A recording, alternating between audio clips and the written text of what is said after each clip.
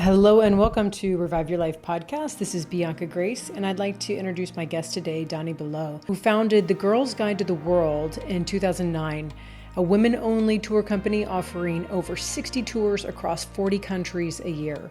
Drawing from her experiences in 80-plus countries and a diverse career background, Doni curates trips ranging from cultural immersions to wellness retreats. Her mission is to empower women through thoughtfully crafted itineraries that blend personal growth with exploration, friendship bonding, fostering curiosity, and authentic connections. Join us for this wonderful interview. I'll see you on the other side. All right. Hello and welcome to Revive Your Life podcast. I have Doni with me today, the founder of Girls Guide to the World. Welcome. This is a perfect subject for my guest, especially because it's aimed towards, your business is aimed towards providing women, small groups of women with experiences in their lives that can revitalize them and excite them and remind them of what their joy is and sisterhood. And this is what the title of this is all about. So I want to welcome you and just to introduce yourself in any way that you would like as well. Thank you so much, Bianca. I'm so happy to be here with you. I think you have one of the most beautiful names, by the way, Bianca Grace. Oh my gosh, that's really beautiful. Thank It you. just makes me feel calm just listening to your name. Um, yeah, so I started my company almost 15 years ago, Oh, and it really started in one way. It was going to be a content website about Paris, and then we pivoted after a couple of years into doing these tours, and we started small and have yeah. grown. Now we're the largest women's only tour companies in the world. We're doing 65 tours next year to 40 different Wow. countries. So I'm really excited about the progress we've made. But at the end of the Mm-hmm. day, as you hinted, it's really about empowering women and about connecting women. So it is about the sense of sisterhood. And all of us who've been on a girls' night out, which I hope to heavens everybody listening has. If not, Mm-hmm. get it together and go next week and find some friends. And it could be one girlfriend. Uh, Mm-hmm. but a girls' night out is so restorative. So this is a whole week of that kind of experience, except for 85% of the people who sign up don't know one another.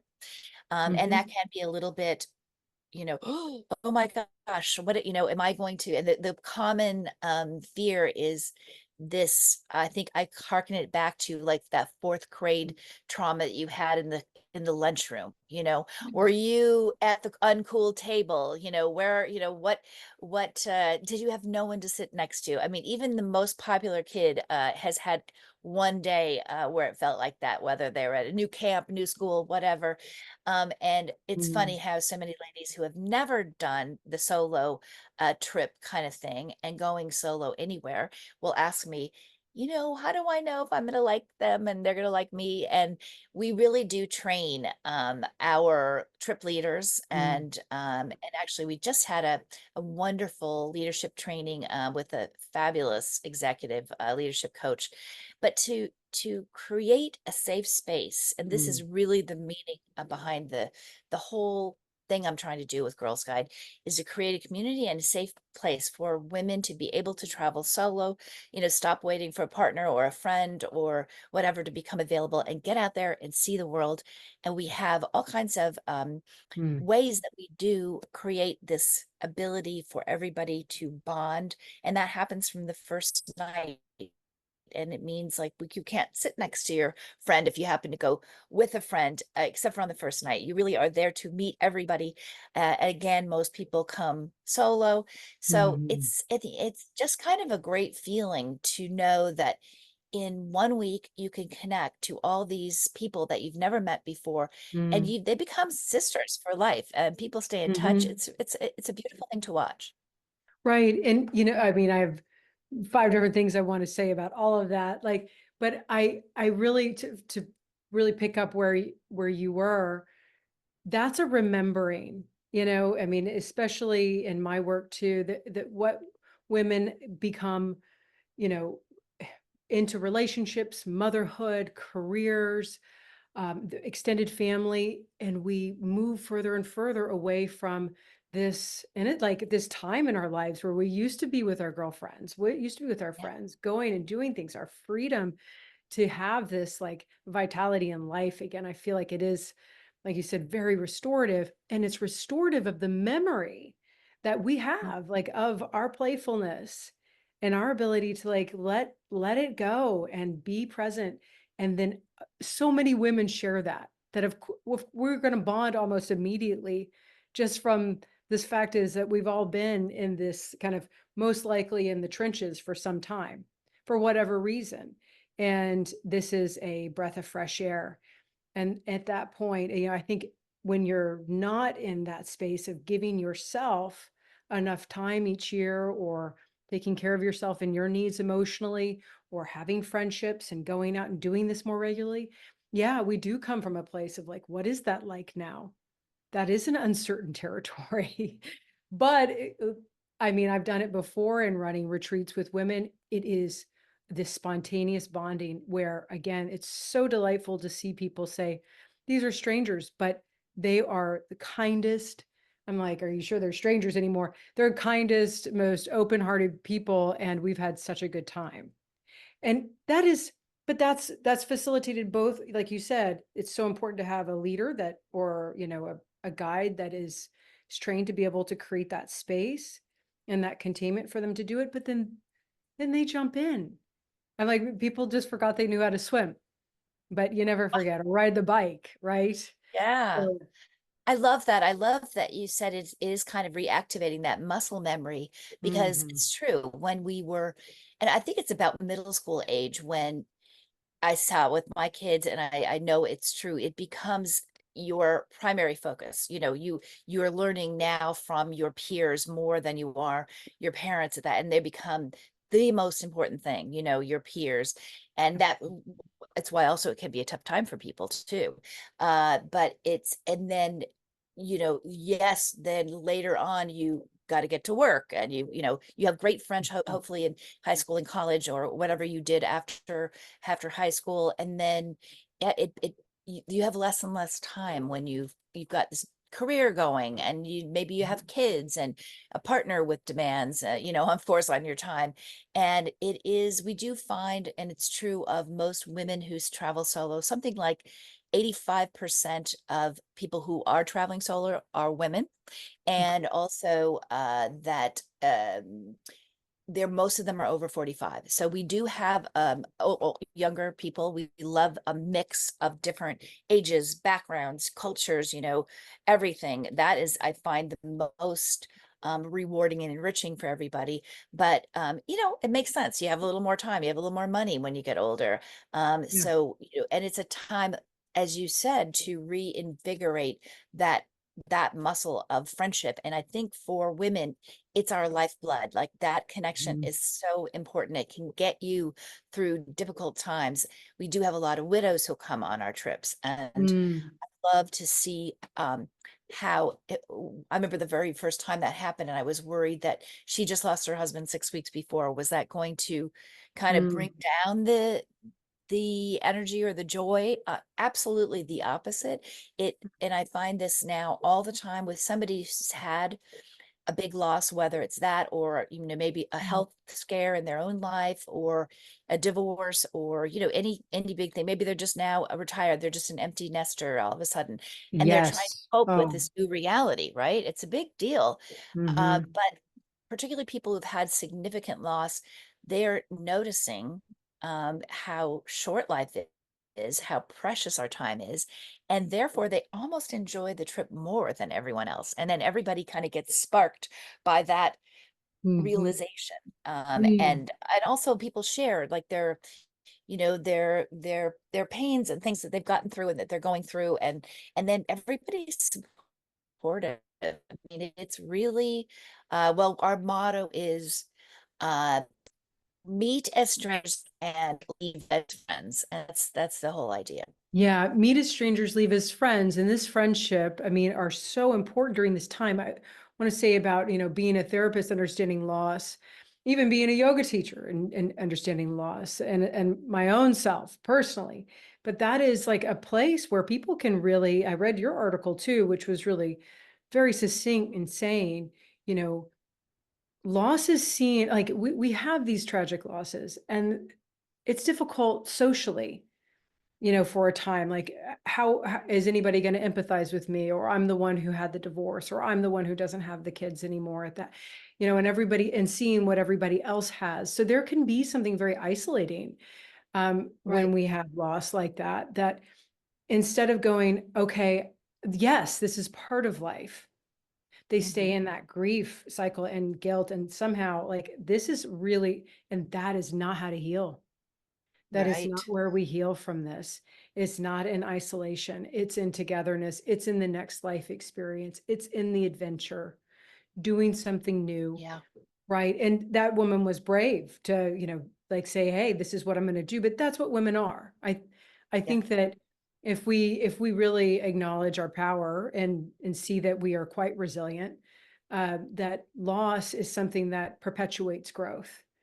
If we can spend time in this space where we have our own time to grieve, but then that needs to move to the next phase and our life continues forward, and it becomes very interesting. It becomes a beautiful part of our lives, or a difficult part of our lives, but regardless, we're accepting it and moving forward. And I kind of actually want to transition into something that we had spoken about, which is travel being linked to longevity Mm. and higher quality of life, which I also find when I work with women that are in this, what I call this like more mature life phase transition, are struggling with, like, they're really holding on to this idea of being a mother, the identification of being a mother, being a Mm. wife, working at that job.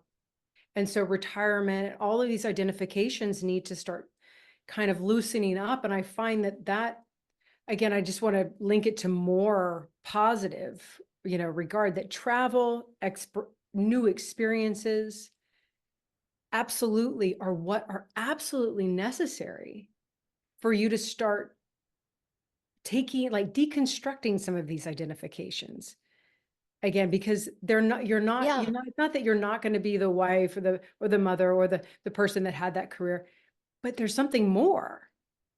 There's your own Absolutely. right personal Absolutely. development. And Yeah. this is why I love this. So I'm wondering if you've had that too, where this is like a really beautiful experience for that transition to take to get the ball rolling in that transformation. Yeah, I think you said so many really important things. So first of all, we know that um according to all these studies that have been done, and I actually did a whole newsletter on this, but if you take 2 vacations a year, and I realize, we have really high end trips. Not everybody is going to be able to go on those, but you can drive to the next community, take a bus Mhm. to the next community, walk around in the museum, in the library, in the park, and that could be your vacation. It does, it can be very small, or you can be going to Right, Mongolia, right, with us. right. So anything counts. But if you take 2 trips where we're getting away from whatever our daily list is, and that Mm, might include, mothering, that might include a job, a really intense job, or that might include, just a day-to-day life that, taking in the dry cleaning is getting a little boring. You need to have something to yeah. kind of reset and rejuvenate your soul. And Mhm. but it's interesting how you live longer if you take this time off. People that So, don't take vacation days, as you know, which is a huge problem in the US, mhm, they're more prone to stress, they're more prone to heart attacks. So it makes logical sense. You've got to get off that wheel, the gerbil wheel, mhm. for a moment to declare and remember who you are. And that's Yeah, what you also touched on, like how getting away um, recalibrates these these boxes that you're in, right? So yeah, somehow when we're away and we're not having to fulfill the roles of XYZ, mother, entrepreneur, yeah. partner, yada yada, we can really focus and think about ourselves, but Mm, also connect with other people, connect with the world. And because we're away, somehow your brain opens up and more things seem possible. It's like Mhm. it's like taking some sort of a magical drug where because you're out of your environment, somebody said it's a pattern reset. So you get Oh. in these patterns and you're just, every day I'm doing this and I have the breakfast and I have to do this and I have to go here and I do my Pilates class or whatever. It's great if Mhm. you have those wonderful healthy habits, but we all need to go and sort of dive off the cliff and have a week of freedom of doing different things, of seeing. I feel like it whenever I go to a new place, it's like new neurons or something are transmitting in my brain, and all of a sudden I'm awakened on, and I feel like you did when you were 6 and you were saying, oh my gosh, look, there's the ocean, I've never seen it, it's for the first Mhm. time, and you seeing things for the first time reinvigorates you, and it reminds you of this larger amount of possibilities that are available to you. Yeah. That brain health part and the growth mindset, closed mindset. Growth mindset is again being in an active learning state. Is not necessarily possible when we're in that default mode network. I know that that word is kind of moving around now, but that is pattern thinking that's very efficient. So we don't have to work so hard. I mean, Right. but you know, in that though, there's a lot of stress. There's a lot of cortisol. There's a lot of, we're not really getting out of that space because we're kind of needing to go to the next thing and the next thing and the next thing. And what I notice with women, especially to this probably would be tied in is emotionally, we need time Hmm. because we're doing so much emotional work for others and nurturing others and have the capacity to care and empathize that we don't necessarily, unless we shut that down, we really don't get as much opportunity. I mean, there's the magnesium bath, like, yeah, the Pilates class, there's this and there's that, but I really see people needing to step out of the environment in order to be able to have, like, again, their feelings again to Yeah. come alive in positive ways. And then here we are with this travel and this sense of awe and inspired to learn again. That state of mind is actually linked to learning and Mm. growth. So there is this is enriching, like it's an enriching experience for us to be able to go into new colors, new sounds, new smells and cultures and start that process of growing again. So even when Yeah. we come back to our lives, we might have more, I mean, to maybe have more gratitude or appreciation or see possibilities within our own environment to bring some of that back with us. So that's a question I have about, like, how you are inspired to curate these experiences, because when I read the descriptions of what you do, I'm like, my mouth slowly starts to drop, like, oh, that sounds awesome. And do this and do that. But there are different, like, you have different types, like adventurous or culinary and wellness. So yeah, I wanted to know a little bit about your process of developing these experiences and what Thank you you so do. much for that question. Well, I first of all, back to what you were saying just a moment ago, I really think that we need, as women who don't nurture ourselves Mm, as much as we should because we're so busy nurturing others, that travel and wellness are an investment. It's not like I'm taking a vacation, this is a luxury. No, actually, as we know, it extends your life and it resets you really, from a health wellness, from a psychological perspective, from a personal perspective, from a, it resets you, it makes you come alive, and it is an investment in mm, yourself. So I think yeah. that we can't forget to, it's the old, saying, you got to put your mask on first before you put it on for your child in the, in the airplane. We have to do that for ourselves because Yeah. we are wrung out. Life is, we are, especially in our culture, it's so, we all brag about how much we work and how stressed we are and how, whatever we are. And Mhm. actually getting out of, as you said, breaking that pattern and getting out of the daily grind is so restorative that it is investment. So Mm. if from that point of view, I like to look at that point of view as a way of curating the trips. Um, Okay. each one is different. They're I was just got off, we just did a webinar about our trip, which is a retreat next April to Hawaii. Okay. And so each one of the trips, it's really, I basically designed this company to create and do trips that I wanted to go on. I mean, it's Okay. absolutely personal. Um, Great. I, I, I, have done a number of trips before this just with a group Mm. of women and noticed this camaraderie and how restorative it was.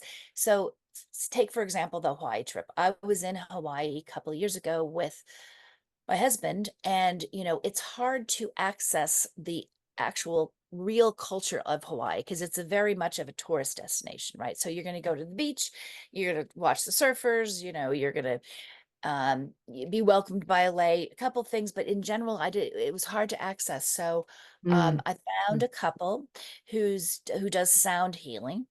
And we created a trip with the help of my operations manager, Sherry, who's just amazing. Mm. And it's really a moment where you can go to Hawaii, see what I call the real Hawaii, and not Mm. the tourist traps, stay in a retreat center and experience all kinds of things. Where we're going to do a chant, a Hawaiian chant. They're going to do a Reiki, have a Reiki experience. They're going to do a cacao ceremony. They're also going to go snorkeling off Molokini Island, with the turtles. They're going to go to a hidden beach and do a meditative walk. They're going to do drumming. So this is obviously very natural, wellness oriented type of experiences, but I Mhm. like to combine retreat type experiences with a discovery. So neither let's discover a culture at an island that has some real spiritual significance, frankly, in the way they Yeah. at the land and the water, and it's quite beautiful, their culture. And let's learn from these ancient traditions and restore ourselves at the same time. So if you're looking Mm. for that kind of retreat, we have a number of things like that we do, and we're always trying to do something different. We've got one going on in Fiji as well, but totally different than the Hawaii one. But on the other hand, we have lots of trips that are really just explorations of a place, but I Mhm. like set up a framework. So, for example, Japan is one of the places that I find most interesting and fascinating culture that combines Shintoism and Buddhism and ingrained in daily life. But so one of the first trips I did to Japan was called Wabi Sabi Japan. So in focusing on the concept of wabi sabi and how Mhm. that is seen in all the various rituals that they do, whether that's the way of tea or ikebana, the Um, Japanese flower arranging. I mean, it's thinking about women and what we need, what we like, our aesthetic, and what would interest mm. us. And of course, people are going to be attracted to different trips, and that's why we have so many different ones. I mean, if you're more adventurous and you want to go, we have a fantastic safari to Tanzania. But Mm. and there's nothing more incredible than going on safari in Africa. I mean, it's just, oh, it's like connecting to Mother Earth in the deepest Mhm. way. But Mhm.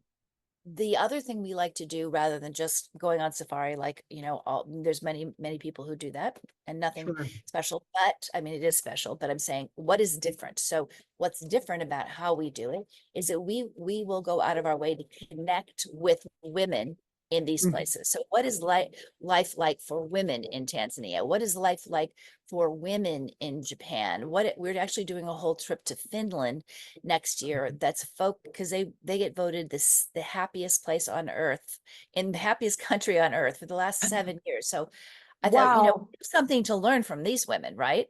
So we're going Clearly. to be traveling all throughout the country and learning from the Finnish women and with Mm. all of their practices and what they do in terms of healthcare, childcare, and Mm.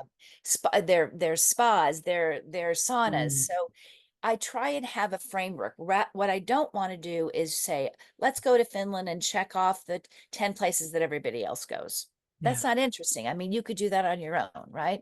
So what is that's why we call them really highly curated trips. So I'm taking a point of view Hmm. and kind of traveling down that path. It's so much easier, particularly if you're going to go see a city, to have a lens. And so this all started with Paris. What's the Hmm. lens by which, to see Paris? So we have a trip that is Paris artists and authors. Some of the most amazing Wow. artists and authors Right. studied, worked, and, did amazing work in Paris, and the city inspired them. So we Hmm. follow that train of thought. So that's the idea. I don't take people just to the Eiffel Tower, and I mean, it's Eiffel Tower is beautiful, and we've just seen it on Hmm. TV, right? For the last 2 weeks. But um, we're just trying to have a point of view or a reference point or a framework. Mm. Well, I think I definitely was onto something with that idea of an enriching experience. Because but this is what's so fun. I mean, this is exactly what we're talking about. This is, even though travel in and of itself is connected to longevity, taking time away, but it is taking time away and going to the museum. It's going to learn and open yourself up to something new and different, and to release yourself from that grip or that anxiety and that fear. And you're doing it in a group. I know a lot of women that won't, and I actually have another thing to say, but I just want to add this in, that this is, women won't travel alone as much, that want to travel. Mm, Like you said, not, they don't have the partner, they don't have the friend, doesn't have the time or whatever. But this is a wonderful way of going to not only explore, but way beyond going solo. You're really thinking about what the experience is going to be each place. And one of the things that I really loved is that the environment speaks to you, and that's that your these trips are in alignment with a full experience. It's not, when we're doing like the tourist travel, I really feel like it's go see, and not dig in and experience. feel. Yeah, feel, have a conversation, feel Mm, what's happening around you, mm, and drop in, have the tactile, like, again, drop into, have the sensory experience. So yeah. all of your, I mean, the culinary, I mean, you can go all different directions with this. I mean, this would be fun to do yearly. To be honest, like, oh, I'm going to try this one. Maybe this one is a little bit, I wouldn't usually do a wellness retreat, but this year, why don't I try that? Yeah. And see what's in store. I just see that there's a lot of different options, and you're not going to go wrong in any one of these places, because the experience itself is so intelligent. It's really thought through at a level that you can trust, going, yeah, this is a good investment. This isn't something I'm just kind of throwing the dart at the place and I hope it's nice. You know, some people come. I think there's so many elements to what you were saying, and it does take, I do believe, if you want to Mm, travel solo, or maybe you prefer not to, but you're in a situation where that's what's available to you. mhm, um and you're sick of waiting for that other person, and you're not really ready. A lot of people, their reticence for traveling absolutely solo is that at night, like, how do I don't a lot of people are not comfortable sitting alone at night in a restaurant. Well, I want you to work on that. I think that the goal is, eventually, that to feel okay and safe mhm. and fine. But this is like a nice, comfortable first step to Yeah. traveling solo, and I want to give people that confidence. um but also, Mm, we have tons of people who sign up every year, or for maybe more than one trip. They'll go to two trips. There's a lady who's done yeah. 5 trips in a year, because they have the time and the funds, and they now feel safe in this community, because we really are developing a community of like-minded women Mm, who, and it's kind of, if you think about it, it's a pretty miraculous moment in history for women, yeah. because this time, let's think back 50 years ago. or even 100 years ago, women weren't even allowed to travel alone. I mean, there was the exceptions, and they were usually people with, big inheritances, right? But they Hmm. usually had to have a chaperone. And then maybe you could travel with Yeah. your husband, and you really had to get married back then. And now we have 53% of us who are single. But I'm married, been married for a long time.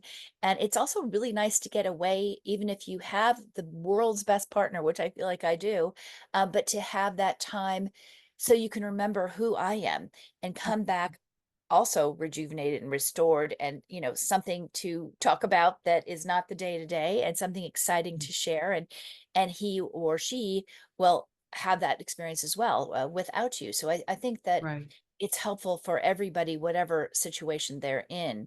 Hmm. um Absolutely. And it is more than travel. It is an experience, that I think the also coming back with a friend or two. I liken it to, when you go shopping and you buy a new t-shirt or a new blouse or just one new pair of pants, and um you put it in your closet, and it just feels like everything is kind of comes alive, like, oh, I could put that with this shirt I haven't worn in a long time, but this is perfect. Yeah. So I feel like that with new friends. I mean, I might meet somebody on one of my trips that is kind of what I love too, is like when you meet the group of five, six people. Let's say we never take more than 10, so it's 6 or 8 Okay. usually. So Okay. I meet Josie and I meet Wendy, and Josie's like right away connect. Like I got her, like she's my kind of gal. And then there's Wendy over here, and I'm like, first date, not so sure, right? The first night, I'm not so sure. And then I have to sit next to her like the next lunch. And so we teach, really try and help our clients do this, ask her a lot of questions, so because everybody Mm-hmm. has an interesting story, and maybe she's an introvert, so I didn't get a chance to connect with her. So she Hmm. starts telling me her story, and then maybe she'll ask me, and I tell her mine, and all of a sudden, things start to connect, and Yeah. we realize, oh, we really have a lot more in common. And so at the end of the week, the one person you thought, not my kind of gal, is like now your new favorite person. And that's what I love, about these small groups, and which don't happen in bigger groups. You just can't get to know everyone if it's 20 and 40 people. And a lot of, Yeah. more affordable, trips. Obviously, it's a lot cheaper when there's 20 people on a bus, than if there's 6 or 8, but you lose that opportunity. Yeah, and actually, but that again is the opportunity in itself. So there's so many, it's like multifaceted. This trip or these experiences have so many components that, again, you could preface it as a, travel adventure with a small group, and then realize, wow, what a jewel, because all of these things are happening. We're kind of highlighting each one, but that in and of itself is so healing, again, Mm, to a woman and her sense of self and being seen, witnessed, validated. We need that. We yeah. need to have that from other than our partner or our kiddos, or, even if it's there or if it's not, but we really do want we want that social connectedness. And after COVID, I really find that people are searching for this now, are really Absolutely. wanting out of the home office, wanting back into the world in some way. And this is a beautiful segue back into some aspect of that, possibly being more intentional, because I know we're doing a lot of hybrid stuff now, but this would be an intentional bridge to getting back to yourself in so Yeah. many ways. And IRL. We are connecting all the time, but we're not doing it in real life, and there's yeah. nothing better than actually. I was with a group of ladies, and all of them had taken trips with us before. So it was just a great group. And two of them, had met each other on a trip to Egypt yet last year, and we called them the Giggle Sisters, because they somehow, some way that they connected on that trip in Egypt was something about the food on the airplane or whatever it was. And this was right before even the trip started. And they started laughing and they cracked each other up. And you know how this is, like, you just can't stop laughing. And now you don't even remember what you were laughing about. So they were on the trip. And a bunch of other amazing people that I just adore. But to see Machu Picchu Mm, with these incredibly cool, amazing women. yeah. By the time, we saw it, we'd all really connected and bonded, even though Mm, some people already knew each other, but others didn't. But now we have our group and we're seeing Machu Picchu together. And it would be really cool to see it alone too. You'd have a really sure. amazing experience or with family, but it's, like you said, this multifaceted thing. So you've had this bonding, and then you're seeing one of the world's most incredible treasures. Yeah. It's and you've had people witness that, so you're not alone, and you have Yeah. pictures to prove it, and it really happened, and it wasn't just on Instagram. It's Yeah. so It's, yeah, I think we're mm. desperate for more connection. Connection, right, and bonding, and then having the experience, it all comes back together. There's an excitement for life. Our Yeah. life is a lot of work, and we need to balance that out. I know there is, again, that big push for self-care, but I also find that, just as an add-on, this really also starts to sound like self-love, Yeah. where we are actually experiencing, again, a lot of joy, a lot of freedom, a lot of love for ourselves and the experiences we can have. This is where I find people pivot, in my own work too, with waking up to like, wow, I'm keeping my head down like that, and staying in that is a really is self-depriving way Mm. of living. So I can balance this. I give Yeah. enough. I've Yeah, given enough, and I can exactly. ask for help maybe even when I go home, there's all sorts of things that start to light up about even how you're reflecting at home, and how you're feeling about yourself. It improves your self-worth and self-esteem in Absolutely. And to that me, regard. the Yeah. laughing is so healing. And with every group, and I love to just keep everybody sort of laughing and telling jokes and not taking everything too seriously. My motto is never act your age. Yeah. So I love to see, and it just happens. Like I was talking about the Gaggle sisters. I mean, we were just laughing so hard. And you've gone out to dinner, and there's a group of women all together, and inevitably couple of glasses of wine, and we include wine with dinner, and there, Mm, the laughing starts and the guffawing and the cackling and yeah. it's just so healthy for us, and we are never too old for that. I had a lady on a trip to Japan. She's 88. She was Yeah. hilarious. She was so fun and so funny. So you can't ever stop laughing, exploring, Mhm. discovering, connecting, because that's when we start to shut down. Yeah, that's right. So that emotional piece and the positive, and staying young. That's exactly what it is. And I'm finding women well into their 70s, yeah, doing some really extraordinary things with their lives. I'm like, so it's so inspiring. It really It is is. to see women out in the world, and taking this step to invest in themselves after all that they've done. So I think, in some ways, how I want to like kind of tie this together in some ways is like how you're growing now. This is this is a labor of love, it sounds like, for you too, and you're growing. I mean, where do you see yeah, where do you see this going, everything going in this world? Do you see this continuing to flower, or the possibilities? Where is your mind going into the future as you Well, see I it first in of the future? all think I've got the greatest job in the world. And I did start out, at the beginning, leading all these trips. I know when we talked earlier, and I do not lead all of them anymore. Right. Impossible, because there's 65 of them, and I am married, trying to stay married. So I Yeah. got to see him every once in a while. And I basically, at this point, I go on the new trip. So if we're doing Okay.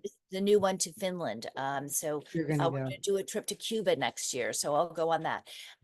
So that's kind of how I'm trying to learn how to balance my own life.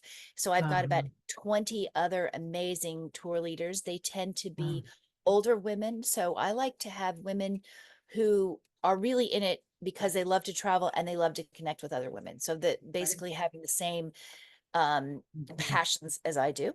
And Mhm. there's lots of us out there like that. And Right. also you need to be patient and kind and, lots of other sort of interpersonal skills. But Mhm. what it's to me, that's a better fit than a lot of bigger tour companies will hire a young person who I Mhm. love. I mean, boy, I love anybody who's young.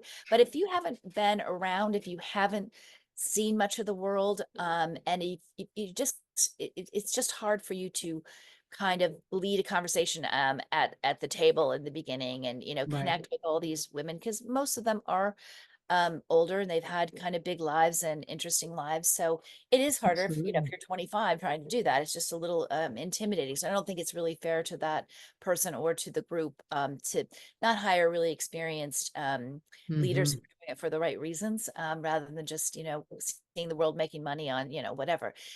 In Mhm. terms of growing, yeah, we've been growing exponentially. Interestingly, from COVID was kind of a great time for us, even though it Okay. shut down the world and it shut down our business, but it allowed us to make partnerships with other women who are Ah. doing similar things, to rework the website, to really strategize. And we were ready, as soon as the first country opened. We were there. We went to Greece in June of 2021. Oh, And wow.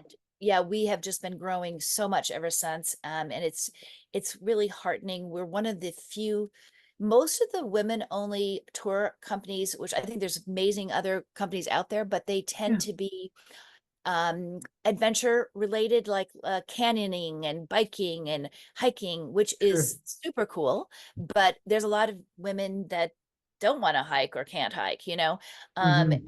then they tend to put ladies together and share because that's more affordable. But I've noticed most of my customers don't want a room with someone they don't know, because it feels Yeah. kind of awkward, at least for the first couple of nights. And Mm. so we always give you at your own private room. We stay at Uh-huh. really high end hotels or lodges or castles. So it's a really meaningful and quite curated high end experience. But it's not Mhm. luxury for luxury's sake, because I'm not into that either. Like we have to stay at a 5-star and have a Michelin, blah blah blah. It's not that. We call it authentic, responsible travel. So we Yeah. really want to tap into the authenticity of the culture of the place. Yeah. Uh, and we also want to, do everything that we can to make it Mm. as responsible as possible. It's a big thing right now in tourism not to go to over touristed places. And if you Right. are going to go to, say, Dubrovnik, which is very filled with tourists, you're going to go Mhm. as much on the shoulder or off season as possible, or Yeah. at different times. So I don't want to add to that. We also do not, everybody has to bring their own refillable water bottle, like small Yeah. things like that that make a difference. And people are all, on board and game for that. And nobody Yeah. really wants to be at the, most touristy place at the highest at high noon with 60 Yeah. million other people. But Yeah. in terms of growth, we will continue to grow, but we don't want to blow ourselves out of the water, so that we want to Sure. maintain this brand and the connection and sisterhood part of it, which and the group dynamics. It's just so important. And these really highly curated trips, we don't want to start stamping things out. And I just think people really appreciate the way we're Yeah. doing things. So we don't want to grow so fast that we don't take that in under consideration. But I'm seeing Yeah. wonderful growth across the women's only travel community.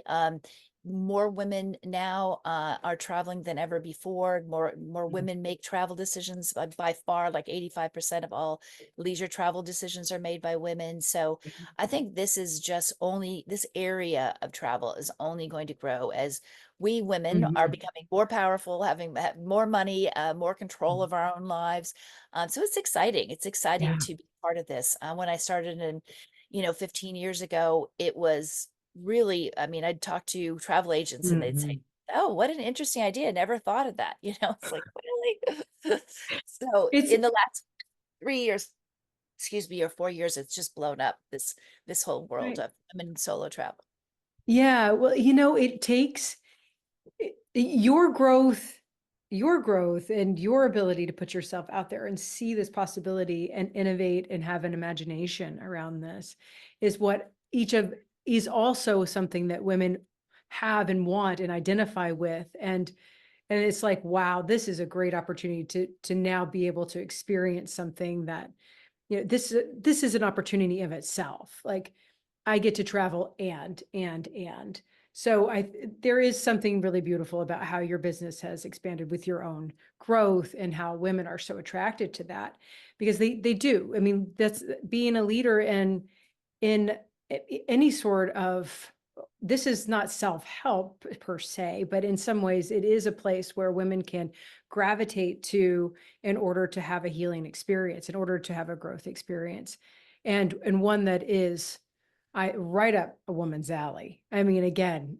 I think that we are very much of the earth and culture and of, cooking, adventure, but there's something about this again that takes into consideration that bond and and how important it is for us as women to be able to have these experiences, not only on our own but together. Yeah. So this is I so thank you for coming on. This has been an awesome conversation, and I hope everyone can go. And where could people find out more about all of your retreats? The Thank you so website? much, Yeah. Bianca, for hosting me and for the wonderful conversation we had even before this, leading up to it. I find you very inspiring. I love what you're Thank doing. you. People can find basically everything they need to know about us by going to Girls Guide to the World, and that's TO, the world, not the number. The So Girls number. Guide to the World. Yeah. And from there, you can get onto our Instagram page. You'll find the Yeah. What? social channels at the bottom there. Okay. We're really big on Instagram and Facebook. So Okay. it's GG2, the number two, the world. Maybe you could put the links in the show notes, but and Yes, I it's definitely will. GG2, the world in on Facebook. And also, if you go to our website and you hit contact on the contact page, you will see that we also have a private Facebook group, which has Oh, been okay. growing in leaps and bounds, and it's called the Girls Guide Traveling Sisterhood. So that place is really a place to be cheered on by your fellow women who are Mhm. also keen to travel. And it's not about just coming with us. We do not do any advertising or anything there. It's just about saying you can go for it. Don't be afraid, just do it. Mm. Because there are a lot of people that are holding themselves back. We all do that in some area in our lives. The fear of I haven't done this before can hold us back. Mm. So we really want to just champion other women in that place. And there's more than 1,000 people there that will, you know, sort of rah rally you to, you know, Yeah. booking your next trip, whether that's with us, whether that's just going to see your Mm. sister, Mm. whatever it is. We are all for getting out there and seeing the world, while we can walk and see and breathe and taste, because it just doesn't last forever. And we have this opportunity Absolutely. right now. Yes, absolutely. So I will put all of that in the show notes. And also, thank you so much for coming on. It was It's such a been a pleasure. pleasure, Donnie. Thank you. Thank you.